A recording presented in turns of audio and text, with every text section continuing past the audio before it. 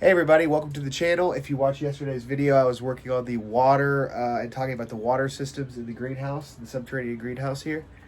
The weather finally broke here in Ohio, so we're starting to get above freezing days. Today is going to be the last time that I run the rocket stove for a minute, which is great.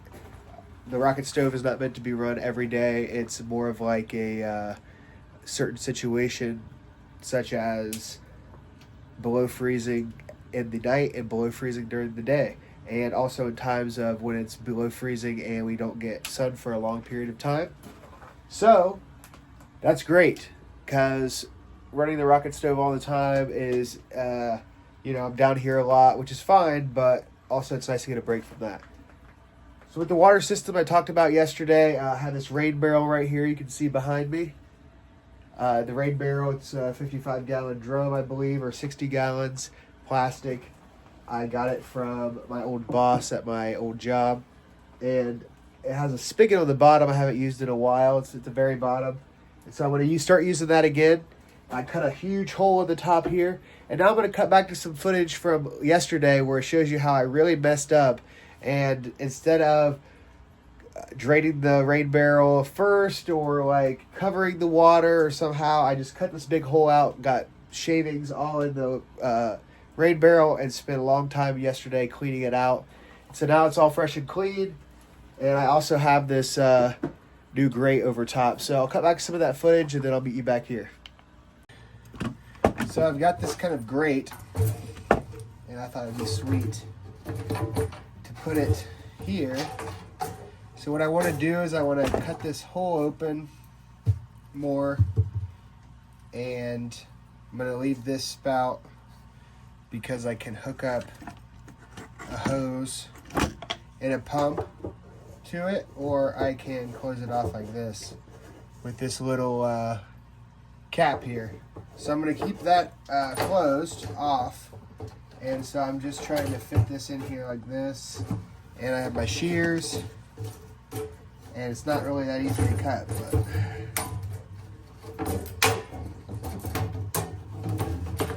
let's see.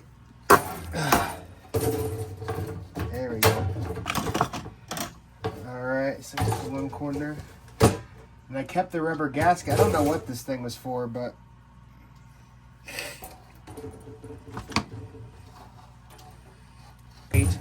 to keep things from getting in it, mostly mosquitoes in the summertime systems, is that you have to constantly be on guard against mosquitoes, especially with our property. Our property already has a lot of mosquitoes, so it's pretty important that we use BT, which is like those mosquito pucks, which is pretty cool, just like beneficial bacteria, and it kills the larvae before it gets a chance to do anything. Alright, so I got those three corners, one more corner to go. Doesn't need to be perfect because I got a little, save that gasket. I'm going to put that gasket back on. See, the only difference between trash and treasure is the eye for design, I guess. Alright, so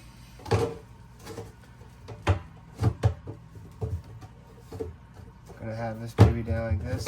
Maybe I'll flip it over. It's pretty good like that. Yep, and then the whole thing's, I guess I don't really need that, do I? Yeah, it's already there. So, it seems like it's pretty easy to cut this with the saw. I'm probably gonna get some plastic in the water, but we're just going to strain it out because, I don't know, I can't really drain it all right now.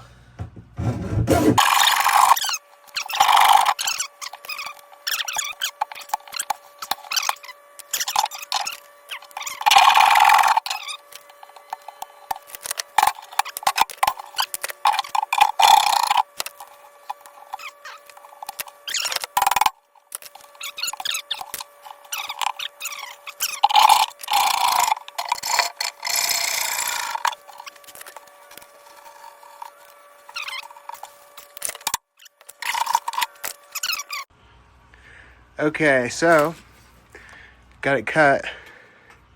Looks pretty good.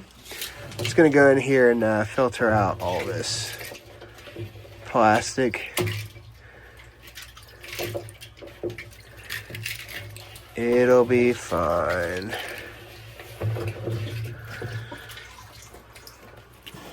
Just a few little shavings.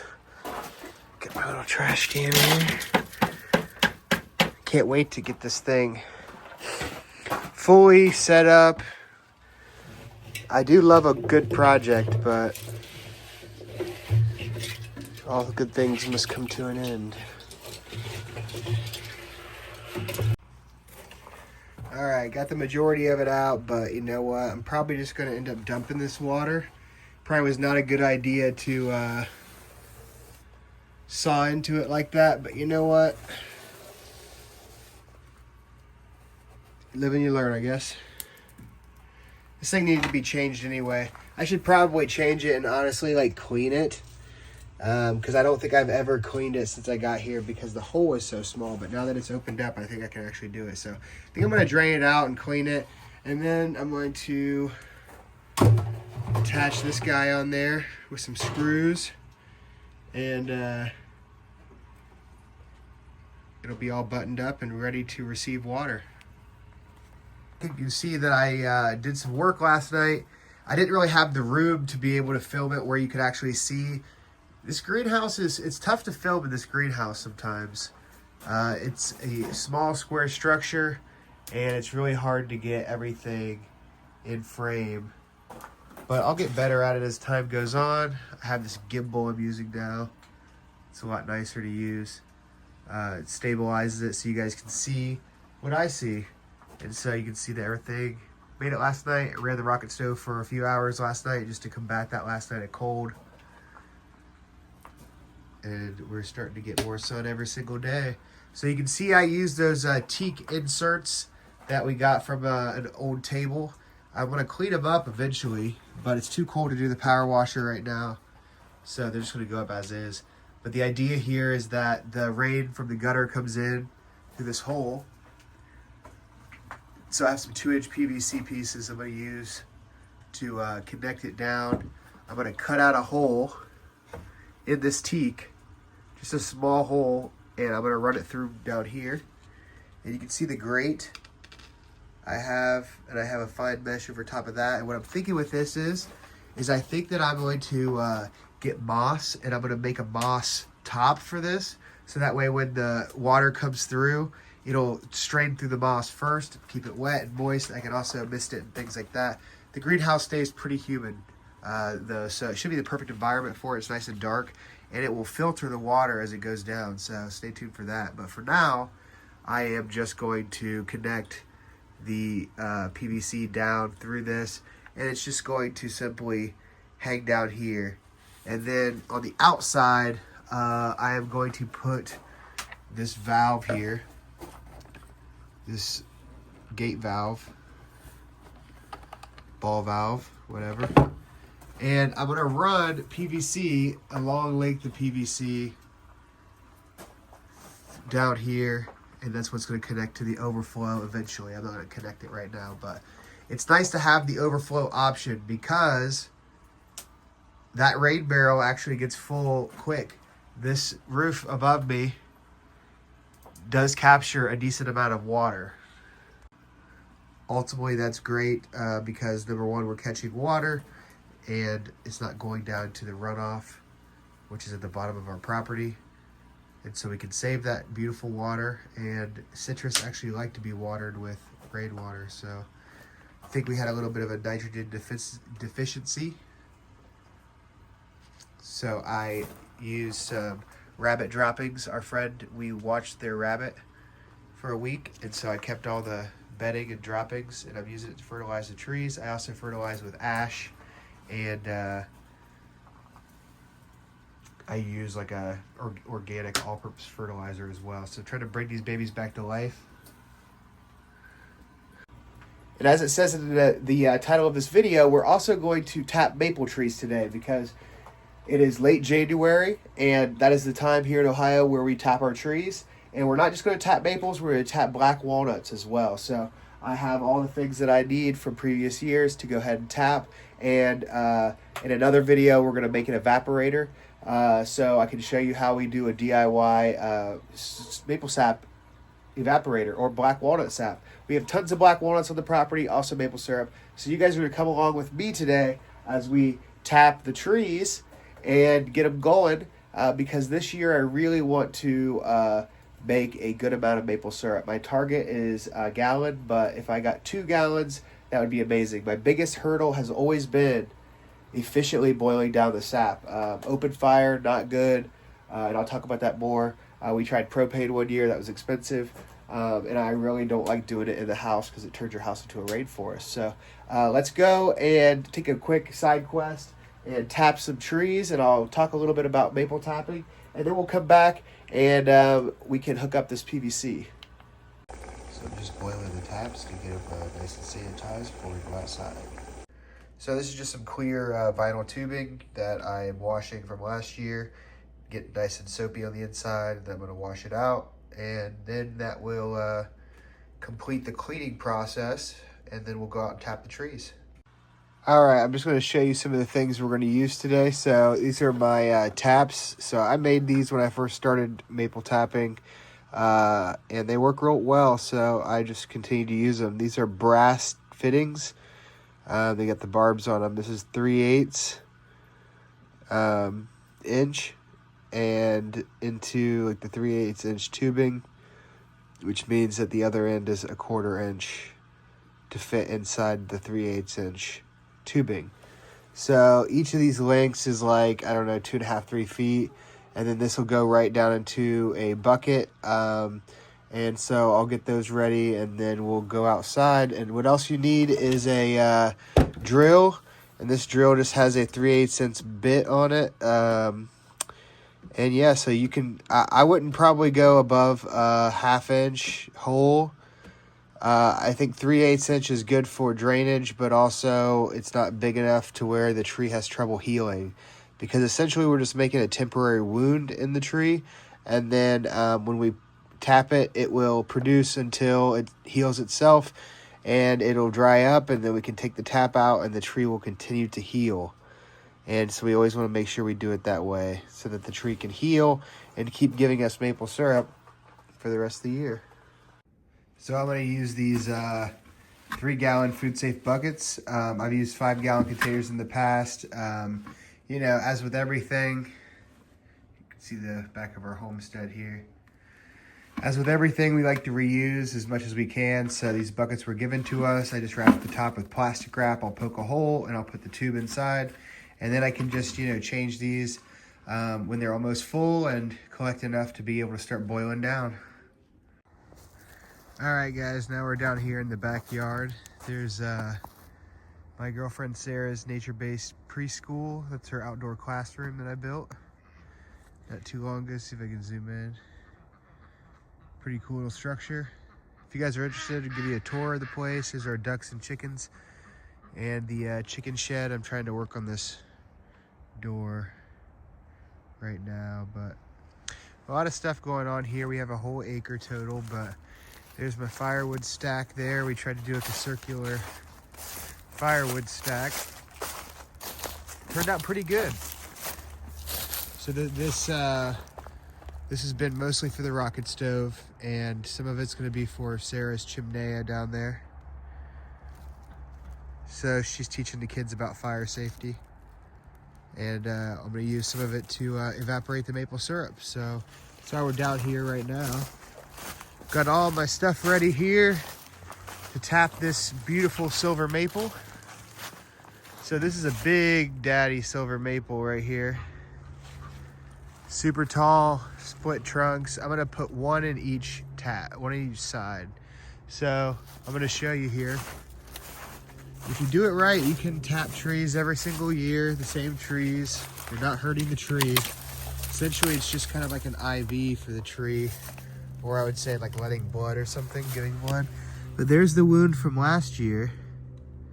And you can see that wood inside is all the wood that healed in there. So I was over here last year and they say you want to move around the tree. So we're going to move around to the front here. I think I'm going to put a tap right in there. Or maybe a little bit lower, actually. I'm going to do it a little bit lower. Let me turn this around and I'm going to tell you a couple of things about when we tap. So typically we tap our trees around late January, early February. Depending on the weather, honestly, you got to really watch the weather because it's all dependent on that. So we've had about 3 to 4 weeks of intense cold. And that's probably usually what we get here in Ohio. So now, starting today, we are going to have above freezing temperatures during the day and below freezing at night. And what this does is it acts like a pump for the tree because essentially we're just gleaning a little bit of sap from the tree as it sends it up to the buds. See if we can get up there. To those buds to get them ready for the spring break. So we have basically from now until the buds start breaking to get sap. And, once you drill that hole, it's a time limit. So I can't remember what it is, maybe 2 weeks. But after about 2 weeks, the tree starts to heal and the sap stops flowing from that hole. So we have this giant silver maple. We have another one over here, but I don't think I'm going to tap that one because there's a lot of dead branches on it. I don't want to stress it out or something. I don't know. I just don't want to do that one. But we have several black walnuts too. And, people often say that sugar maple's the only tree you can tap maybe. It's not the only tree you can tap. It's got the highest sugar content, but there's a lot of trees that you can tap: birch, black walnut, and other types of maples. They just won't have the 40-to-1 ratio. It'll be closer to like 50-to-1 or something like that. But the thing is I don't look at any of this stuff through like monetary lens. Like, this is stuff that I want to do and I think is fun, and it should get cheaper as time goes by, and it does get cheaper as time goes by. You learn better ways to do it. Like, I'm going to show you how I build the evaporator. Up until now, I've been doing other methods of boiling down sap, and none of them have been effective, but I think that this will be great. And so also, using the resources around you, we can't compare things we do at home to commercial operations because we didn't invest the money for the equipment for those commercial operations, like vacuum taps and all that kind of stuff. So it's kind of comparing apples to oranges really at the end of the day. I think we just need to be concentrated on like, hey, if you have this, and you want to do it and you have the desire to learn, like, why not? You get something out of it. You can figure out ways to do it cheaply and efficiently. And, for me, what happens is it gets incorporated into your life. And so every year I look forward to this time of the year. And while it is work, we get that delicious maple syrup out of it. And last year we didn't get very much. So this year I'm determined to make it happen. So I've got 5 taps. I'm going to put 2 in this tree. We have a black walnut down there, and I'll take you down there and show you that. And, it's got a 2 tap potential as well. And then I got 1 more tap I'll put on maybe one of the smaller black walnuts.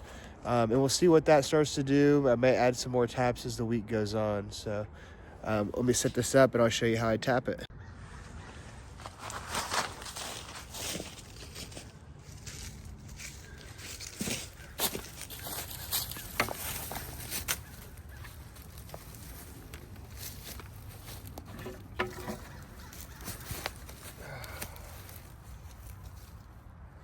Okay, so basically I've got my 3/8 bit or little brass flange or whatever you want to call it connected to my pipe.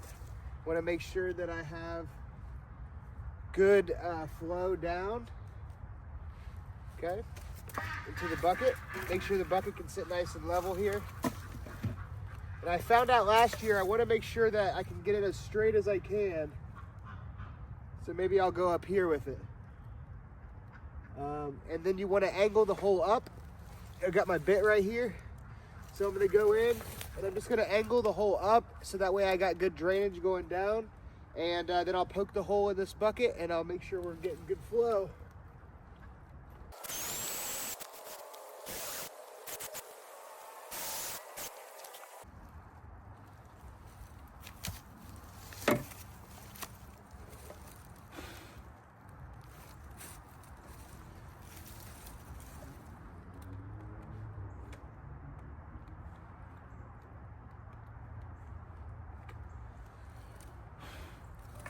Well, we may not be running today because it's right at freezing, maybe a little bit over. But anyway, I'm gonna still put my taps in here. So I've got a rubber mallet, and I wish I wouldn't have put these tubes back on, but I did. So just gonna give it a little hammer in there. Make sure it's nice and snug. My bucket lid cleaned off. I'm just gonna poke the hole right in the middle there, and we're tapped. And I'll come and check these every day this week and make sure we got good sap flow. And so I'm gonna go around and tap the rest of the trees now.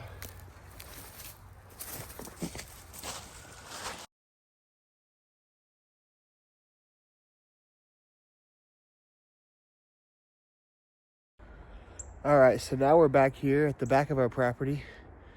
Our property extends all the way up to the road back there. But there's a creek that I've been working on stewarding. This is a big old black walnut. And like I said, not many people tap black walnuts or know you can, but you sure can, and it makes really nice syrup. And most of our property is a riparian floodplain, which is like what you see all around me. So they have put in retention ponds, so I don't think it's going to ever flood again. But it is designated as a 100-year floodplain. Now, behind me is not technically our property, but it's owned by a lady who we are in contact with, and so she has given us permission to do some cleanup and stuff in there. So I thinned out a lot of the trees that were weak or just undesirable, lots of hackberries, which is great, but not when they're overcrowding each other. So I went in there and thinned it out, and it's much more open now. I also got rid of all the honeysuckle. And I'm gonna flip this around real quick and show you what I'm doing to the creek real quick. So this is a basically like just storm runoff creek, but it flows all the time. And it goes into the Scioto. And as you can see, it's full of leaves right now. And it's pretty ugly, but it's way cleaner than it was when we moved in. This whole side of the creek right here was all trees, 100% shade, honeysuckle everywhere. I removed a lot of honeysuckle on this bank. This is a native nanny berry right here in front of me. Kept that. And so I'm gonna replant a lot of plants along this bank. Native plants like ramps and stuff. I have some there's a little native bed right there. And yeah, so I built a little man-made dam right there to kind of stop the flow and start meandering and stuff like that. So we're trying to do some good activities in there to be able to bring life back to the creek, and we've already seen life return. So back to the syrup here.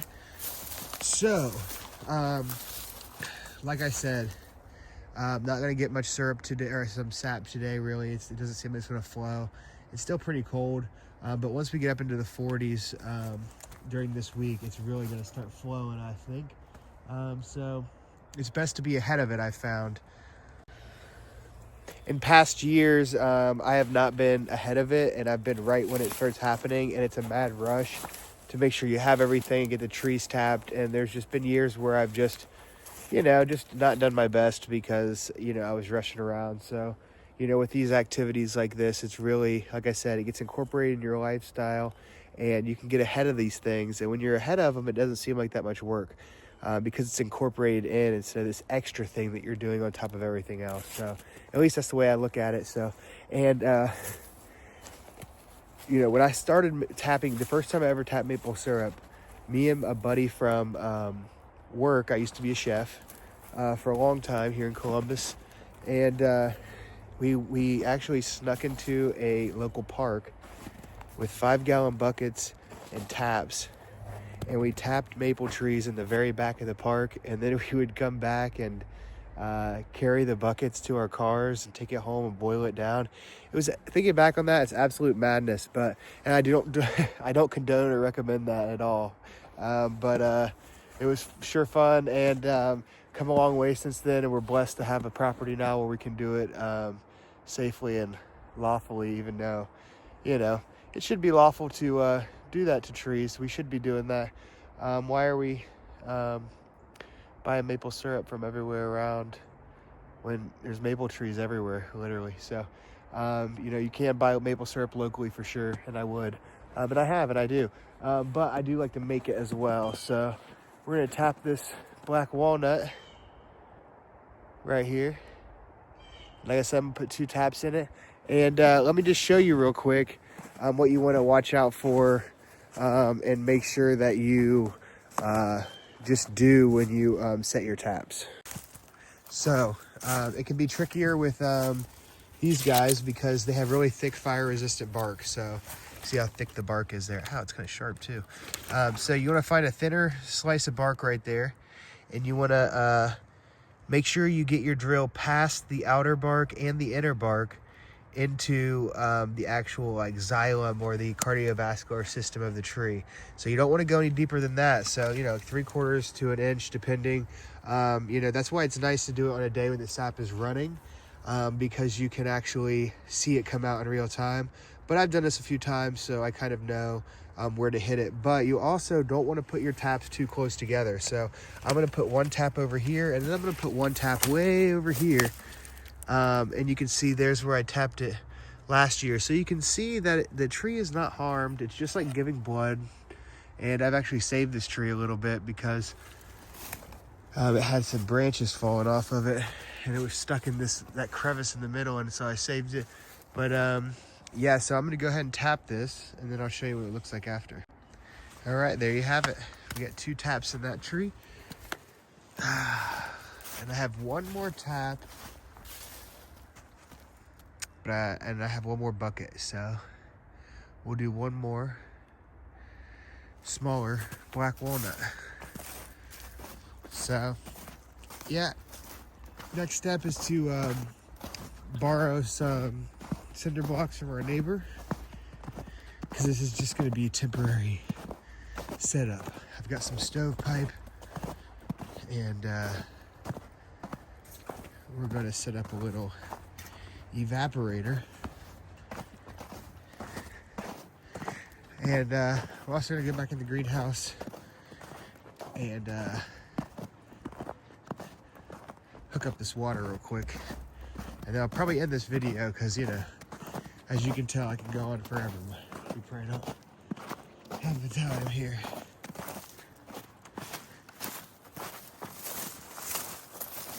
If you guys got any questions about maple syrup, just leave them in the comments. I hope I empowered you a little bit to think about doing that for yourself. Even if you have 1 tree, you know, just try it. See if you like it. You may hate it. Then you never have to worry about it or even think about it again. So, show you the ducks before we go back in the greenhouse.